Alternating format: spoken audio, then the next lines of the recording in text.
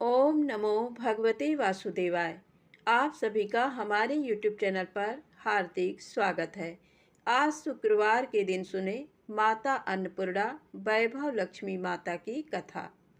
शुक्रवार के दिन सुबह घी का दीपक जलाकर मां अन्नपूर्णा की पूजा अर्चना करने के बाद कथा पढ़नी या सुननी चाहिए।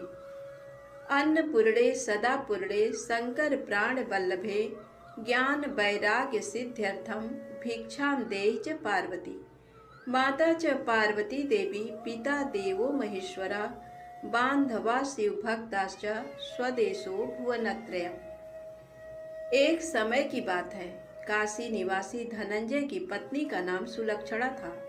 उसे अन्य सब सुख प्राप्त थे, केवल निर्धनता ही उसके दुख का कारण था। ये दुख उसे हर समय सताता था। एक दिन सुलक्षणा अपने पति से बोली, स्वामी, आप कुछ उद्यम करो तो काम चले। इस प्रकार कब तक काम चलेगा?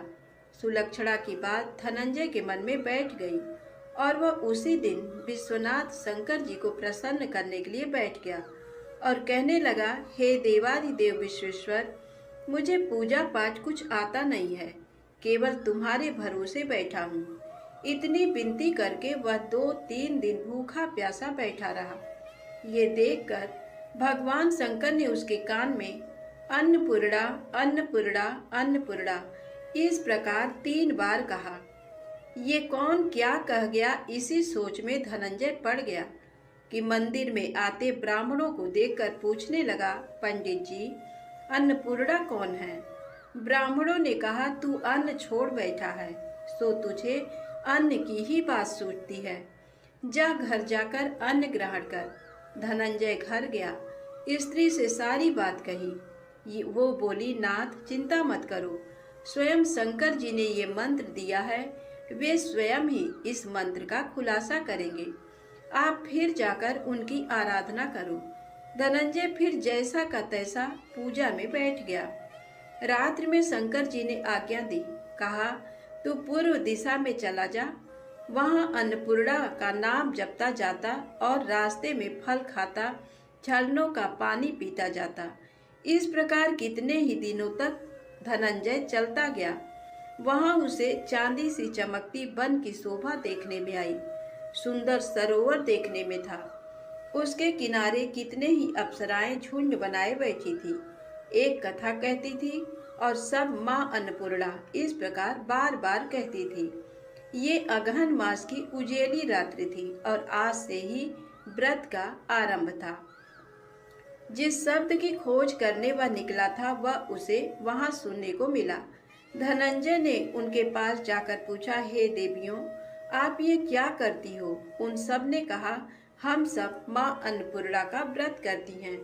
व्रत करने से गई, पूजा क्या होता है? ये किसी ने किया भी है? इसे कब किया जाए?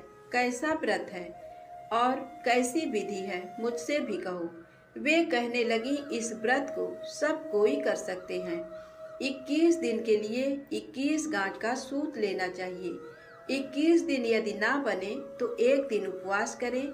ये भी ना बने तो केवल कथा सुनकर प्रसाद लें। निराहार रहकर कथा कहें। कथा सुनने वाला कोई ना मिले तो पीपल के पत्तों को रख, सुपारी या घृत कुमारी को सामने रखकर, दीपक को साक्षी कर, सूर्य, गाय, तुलसी या महादेव को बिना कथा सुनाए मुख में दाना न डालें। यदि भूल से कुछ पड़ जाए तो एक दिवस फिर उपवास करें। व्रत के दिन क्रोध ना करें और झूठ ना बोलें। धनंजय बोला, इस व्रत के करने से क्या होगा?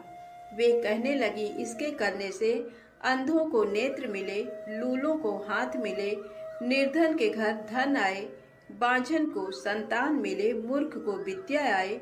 जो जिस किसी कामना से व्रत करे, माँ उसकी इच्छा पूरी करती है। वह कहने लगा, बहनों, मेरे भी धन नहीं है, विद्या नहीं है, कुछ भी तो नहीं है। मैं तो दुखिया ब्राह्मण हूँ, मुझे इस व्रत का सूत दोगी? उन्होंने कहा, हाँ भाई, तेरा कल्याण हो, मैं तुझे सूत दूंगी। ले, इस व्रत का मंगल सूत्र ले। धनंजय ने व्रत किया। व्रत पूरा हुआ, तभी सरोवर में से 21 खंड की सुवर्ण सीढ़ी हीरा मोती जड़ी हुई प्रकट हुई। धनंजय जय अन्नपूर्णा अन्नपूर्णा कहता जाता था। इस प्रकार कितनी ही सीढ़ियां उतर गया तो क्या देखता है कि करोड़ों सूर्य से प्रकाशमान अन्नपूर्णा का मंदिर है। उसके सामने स्वर्ण सिंहासन पर माता अन्नपूर्णा विराजमान है। सामने भिक्षा हेतु शंकर भगवान खड़े हैं। देवांगनाएं चमर डुलाती हैं। कितनी ही हथियार बांधे पहरा देती हैं। धनंजय दौड़कर जगदम्बा के चरणों में गिर गया। देवी उसके मन का क्लेश जान गई। धनंजय कहने लगा, माता आप तो अंतर्यामिनी हो, आपको अपनी दशा क्या बताऊं। माता बोली, मेरा व्रत किया है, जा संसार तेरा सत्कार करेगा। माता ने धनंजय की जिह्वा पर बीज मंत्र लिख दिया। अब तो उसके रोम रोम में विद्या प्रकट हो गई। इतने में क्या देखता है कि वह काशी विश्वनाथ के मंदिर में खड़ा है। माँ का वरदान ले धनंजय घर आया। सुलक्षणा से सभी बातें कही। माता जी की कृपा से उसके घर में संपत्ति उमड़ने लगी। छोटा सा घर बहुत बड़ा गिना जाने लगा। जैसे शहद के छत्ते पर मक्खियां जमा होती हैं, उसी प्रकार अनेक सगे संबंधी आकर उसकी बड़ाई करने लगे। कहने लगे, इतना धन और इतना बड़ा घर, पर संतान नहीं तो इस कमाई का भोग कौन करेगा। सुलक्षणा से संतान नहीं है, इसलिए तुम दूसरा विवाह करो। अनिच्छा होते हुए भी धनंजय को दूसरा विवाह करना पड़ा और सती सुलक्षणा को सौत का दुख उठाना पड़ा। इस प्रकार दिन बीतते गए। फिर नए बंधन से बंधे पति से सुलक्षणा ने कहलाया कि हम व्रत के प्रभाव से सुखी हुए हैं, इस कारण ये व्रत छोड़ना नहीं चाहिए। ये माता जी का प्रताप है जो हम इतने संपन्न और सुखी हैं। सुलक्षणा की बात सुन धनंजय उसके यहाँ आया और व्रत में बैठ गया। नई बहू को इस व्रत की खबर नहीं थी। वह धनंजय के आने की राह देख रही थी। दिन बीतते गए और व्रत पूर्ण होने में 3 दिवस बाकी थे कि नई बहू को खबर पड़ी। उसके मन में ईर्ष्या की ज्वाला दहक रही थी। सुलक्षणा के घर आ पहुंची और उसने वहां भगदड़ मचा दी। वह धनंजय को अपने साथ ले गई। नए घर में धनंजय को थोड़ी देर के लिए निद्रा ने आ दबाया। इसी समय नई बहू ने उसका व्रत का सूत तोड़कर आग में फेंक दिया। अब तो माता जी का कोप जाग गया। घर में अकस्मात आग लग गई। सब कुछ जलकर खाक हो गया। सुलक्षणा जान गई और पति को फिर अपने घर ले आई। नई बहू रूठकर पिता के घर जा बैठी। पति को परमेश्वर मानने वाली सुलक्षणा बोली, नाथ घबराना नहीं, माता जी की कृपा अलौकिक है। पुत्र कुपुत्र हो जाता है पर माता कुमाता नहीं होती। अब आप श्रद्धा और भक्ति से आराधना शुरू करो, वे जाकर हमारा कल्याण करेंगी। धनंजय फिर माता के पीछे पड़ गया। फिर वहीं सरोवर सीढ़ी प्रकट हुई, उसमें माँ अन्नपूर्णा कहकर वह उतर गया। वहां जा माता जी के चरणों में बंदन रुदन करने लगा। माता प्रसन्न हो बोली, ये मेरी स्वर्ण की मूर्ति ले, उसकी पूजा करना, तू फिर सुखी हो जाएगा। जा, तुझे मेरा आशीर्वाद है। तेरी स्त्री सुलक्षणा ने श्रद्धा से मेरा व्रत किया है, उसे मैंने पुत्र दिया है। धनंजय ने आंखें खोली तो खुद को काशी विश्वनाथ के मंदिर में खड़ा पाया। वहां से फिर उसी प्रकार घर को आया। इधर सुलक्षणा के दिन चढ़े और महीने पूरे होते ही पुत्र का जन्म हुआ। गांव में आश्चर्य की लहर दौड़ गई। मानता आने लगा। इस प्रकार उसी गांव के निसंतान सेठ के पुत्र होने पर उसने माता अन्नपूर्णा का मंदिर बनवा दिया। उसमें माता जी धूमधाम से पधारी, यज्ञ किया और धनंजय को मंदिर के आचार्य का पद दे दिया। जीविका के लिए मंदिर की दक्षिणा और रहने के लिए बड़ा सुंदर सा भवन दिया। धनंजय स्त्री पुत्र सहित वहां रहने लगा। माता जी की चढ़ावे में भरपूर आमदनी होने लगी। उधर नई बहू के पिता के घर डाका पड़ा, सब लूट गया। वे भीख मांगकर पेट भरने लगे। सुलक्षणा ने ये सुना तो उन्हें बुला भेजा, अलग घर में रख लिया और उनके अन्न वस्त्र का प्रबंध कर दिया। धनंजय, सुलक्षणा और उसका पुत्र माता जी की कृपा से आनंद से रहने लगे। माता जी ने जैसे इनके भंडार भरे वैसे सबके भंडार भरे। बोलिए अन्नपूर्णा माता की जय। अब आइए सुने वैभव लक्ष्मी माता की पौराणिक कथा। धन के लिए माँ लक्ष्मी की पूजा का विधान है, लेकिन माँ लक्ष्मी के वैभव लक्ष्मी स्वरूप की पूजा का विशेष महत्व माना गया है। ये व्रत शुक्रवार के दिन रखा जाता है। ये व्रत स्त्री ही नहीं बल्कि पुरुष भी रख सकते हैं। इस व्रत से व्रती की सभी मनोकामनाएं पूरी होती हैं, सुख समृद्धि और सौभाग्य में वृद्धि होती है। आइए जानते हैं माता महालक्ष्मी की पौराणिक व्रत कथा। किसी शहर में लाखों लोग रहते थे। सभी अपने अपने कामों में व्यस्त रहते थे। किसी को किसी की परवाह नहीं थी। भजन कीर्तन भक्तिभाव दया माया परोपकार जैसे संस्कार कम हो गए। शहर में बुराइयां बढ़ गई थी। शराब जुआ रेस व्यभिचार चोरी डकैती वगैरह बहुत से गुनाह शहर में होते थे। इनके बावजूद शहर में कुछ अच्छे लोग भी रहते थे। ऐसे ही लोगों में शीला और उनके पति की गृहस्थी मानी जाती थी। शीला धार्मिक प्रवृत्ति की और संतोषी स्वभाव वाली थी। उनका पति भी विवेकी और सुशील था। शीला और उसका पति कभी किसी की बुराई नहीं करते थे और प्रभु भजन में अच्छी तरह समय व्यतीत कर रहे थे। शहर के लोग उनकी गृहस्थी की सराहना करते थे। देखते ही देखते समय बदल गया। शीला का पति बुरे लोगों से दोस्ती कर बैठा। अब वह जल्द से जल्द करोड़पति बनने का ख्वाब देखने लगा, इसलिए वह गलत रास्ते पर चल पड़ा। उसकी हालत रास्ते पर भटकते भिखारी जैसी हो गई थी।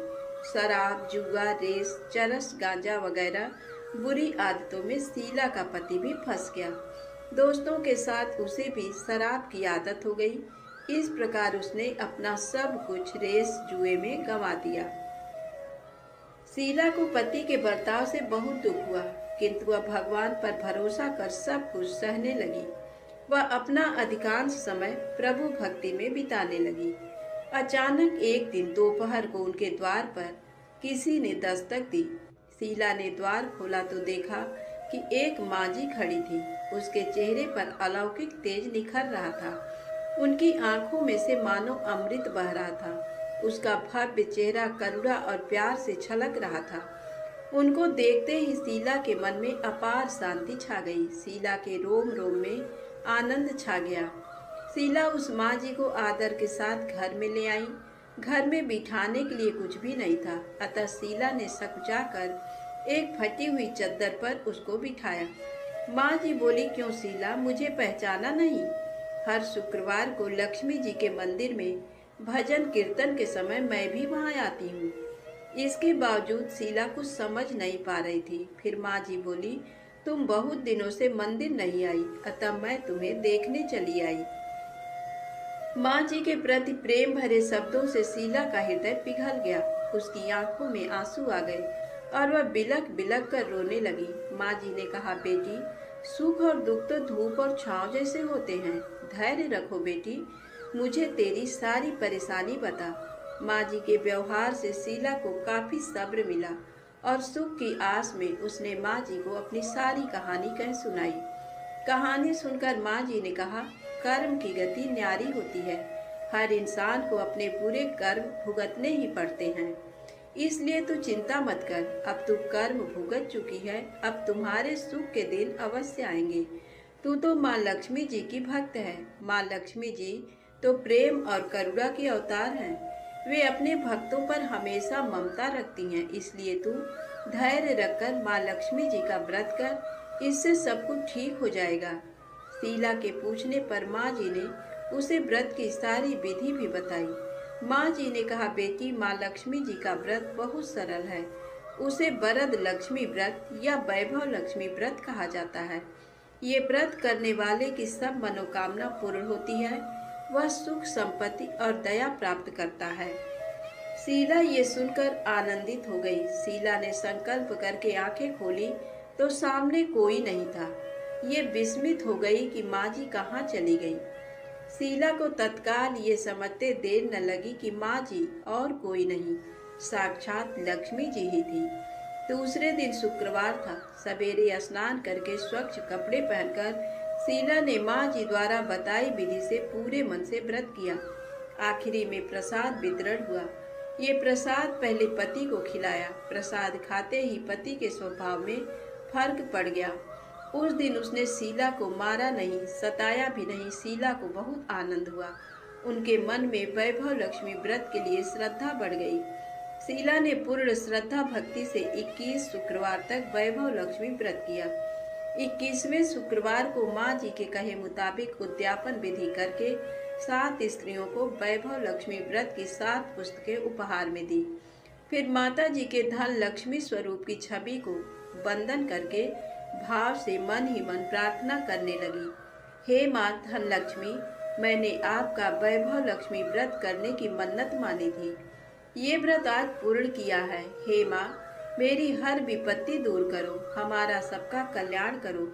जिसे संतान न हो उसे संतान देना, सौभाग्यवती स्त्री का सौभाग्य अखंड रखना, कुंवारी लड़की को मनभावन पति देना।